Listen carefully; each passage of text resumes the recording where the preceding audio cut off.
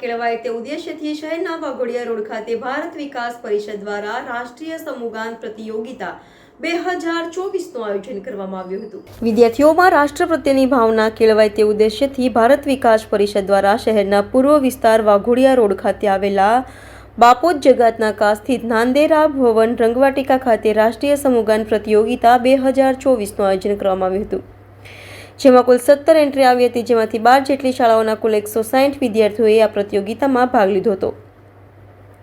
ભારત વિકાસ પરિષદની દેશભરમાં 1500 શાખાઓ આવેલી છે, જેમાં વડોદરામાં જ 5 શાખાઓ સમાવિષ્ટ છે। વડોદરામાં જ 5 શાખાઓ આવેલી છે, જેનો 5 સનો ઉદ્દેશ સમાવિષ્ટ। આ 5 સ જેમાં સેવા, સંપર્ક, સહયોગ, સંસ્કાર અને સમર્પણ છે, જેને વિદ્યાર્થીઓમાં ઉજાગર કરાય તો આવનારી પેઢીઓમાં પણ આ ગુણ આવે તે ઉદ્દેશ્ય સાથે આજે ઇન્દ્રપુરી શાખા ખાતે આ કાર્યક્રમ કરવામાં આવ્યો હતો।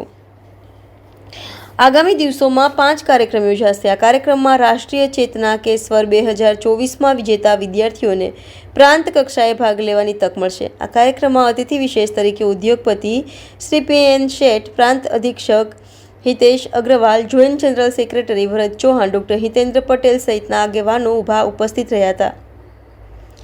કાર્યક્રમ અંગે સંયોજક ભાવેશ ભટ્ટ દ્વારા વિસ્તૃત માહિતી આપવામાં આવી હતી। આજે ભારત વિકાસ પરિષદની રાષ્ટ્રીય સમૂહગાન સ્પર્ધા રાખવામાં આવેલ છે અને અમારી જે આ સંસ્થા છે ભારત વિકાસ પરિષદ એ આખા ઇન્ડિયામાં લગભગ 1500 શાખાઓ છે, વડોદરામાં 5 શાખાઓ છે અને અત્યારે જે અમારો કાર્યક્રમ છે એ કાર્યક્રમ છે રાષ્ટ્રીય સમૂહગાન સ્પર્ધા અને આ સ્પર્ધાથી વિદ્યાર્થીઓમાં દેશભક્તિની ભાવના વધારે સારી રીતે જાગૃત થાય એવા અમે ખાસ પ્રયત્નો કરી રહ્યા છે। અમારી સંસ્થાના 5 મુખ્ય હેતુઓ છે: સેવા, સંપર્ક, સહયોગ, સંસ્કાર અને સમર્પણ। વર્ષોથી અમારી આ જે સંસ્થા છે એ વિદ્યાર્થીઓમાં આ 5 સને ઉજાગર કરવા માટે અવનવા અમે કાર્યક્રમો શાળાઓ થકી કરીએ છીએ અને એમાંનો આ એક કાર્યક્રમ છે।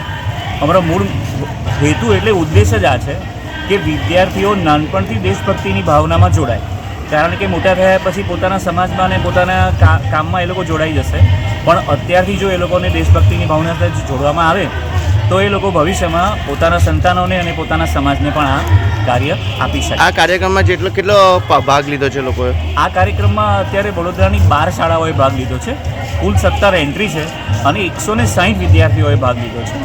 આવી તો વડોદરા શહેરમાં 5 જગ્યાએ સ્પર્ધાઓ થશે। અમારી આ જે ઇન્દ્રપુરી વિભાગ છે એમાં આટલા વિદ્યાર્થીઓએ ભાગ લીધો છે અને આમાં અમારા 3 વિભાગ છે: પ્રાથમિક વિભાગ, માધ્યમિક વિભાગ અને સંસ્કૃત વિભાગ। અને આ વિભાગમાં જે વિજેતા એન્ટ્રી હશે એને અમે પ્રાંત કક્ષાએ મોકલીશું અને પ્રાંત કક્ષાએથી એ લોકો રાષ્ટ્રીય કક્ષાએ પણ જશે। જે આપનો પરિચય?